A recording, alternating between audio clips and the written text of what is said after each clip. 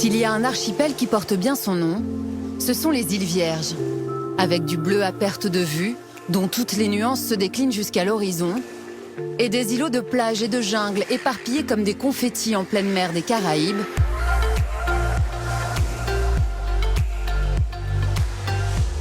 Un paradis perdu que Chris et Kendall sillonnent chaque jour à bord de leur bateau. Heureusement, la visibilité est bonne aujourd'hui pour prendre des photos.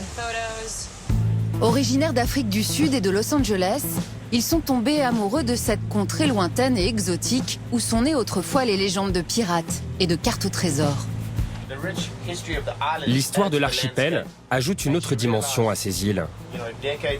Quand on contemple ces paysages, on imagine les pirates et les explorateurs qui naviguaient ici il y a des centaines d'années. C'est fascinant. C'est vraiment un sentiment unique.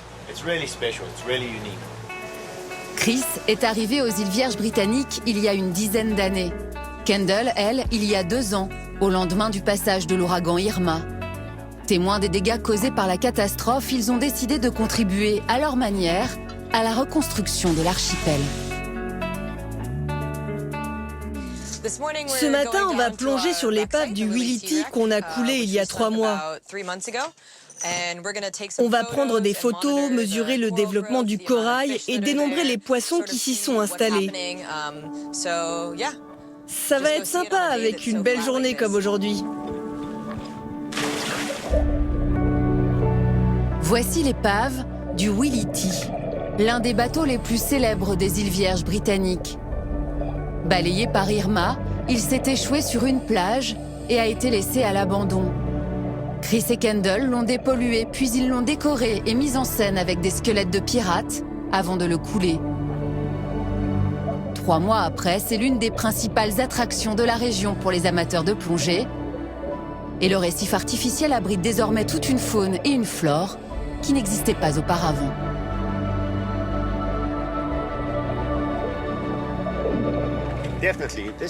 C'est ici que je me sens chez moi et que j'assouvis ma passion pour les océans. J'aimerais offrir aux récifs la possibilité de retrouver leur état d'il y a 10, 20 ou 50 ans. Nos épaves vont donner un coup de pouce à la faune sous-marine. Elles vont permettre d'alerter les gens et surtout les populations locales sur le fait que les récifs ont besoin d'aide. Des sites spectaculaires pour développer le tourisme et préserver l'environnement. 2 ans après le passage de l'ouragan Irma, les îles Vierges britanniques ont retrouvé toute leur splendeur. En tout, 60 minuscules îles d'origine volcanique coincent sur le port de Tortola, l'île principale de l'archipel.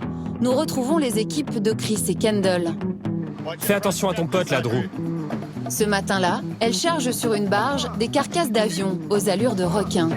Des avions détruits par l'ouragan Irma, entièrement dépollués, et qui seront coulés dans quelques heures pour développer l'écosystème sous-marin et offrir aux plongeurs un nouveau terrain de jeu.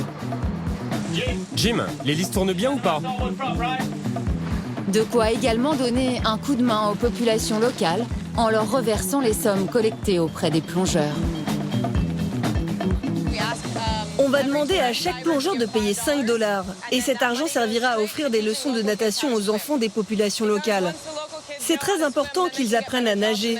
Ça leur permettra d'avoir accès à des boulots de skipper ou de moniteur de plongée, de voile ou de surf.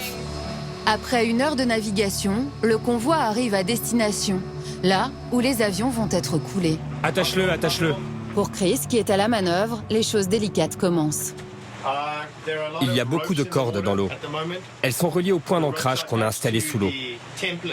Si une de ces cordes s'enroule dans l'une de mes hélices, tout est fichu, on n'a plus qu'à rentrer à la maison.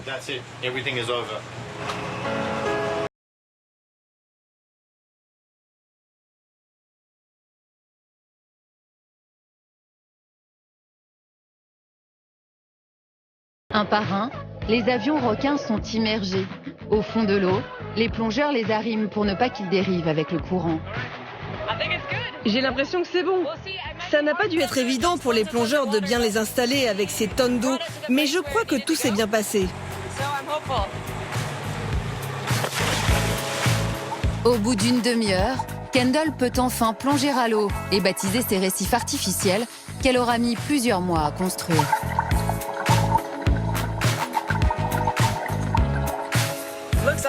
C'est génial, c'est vraiment super.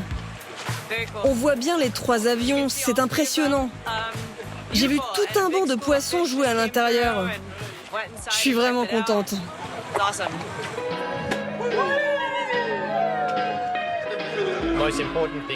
Le plus important, c'est que tout ce travail qu'on a accompli ne pourra jamais être défait.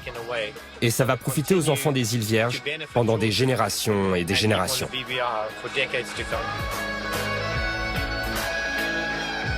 Dans quelques semaines, Chris et Kendall vont ouvrir un nouveau parc sous-marin de sculptures accessible aux plongeurs débutants.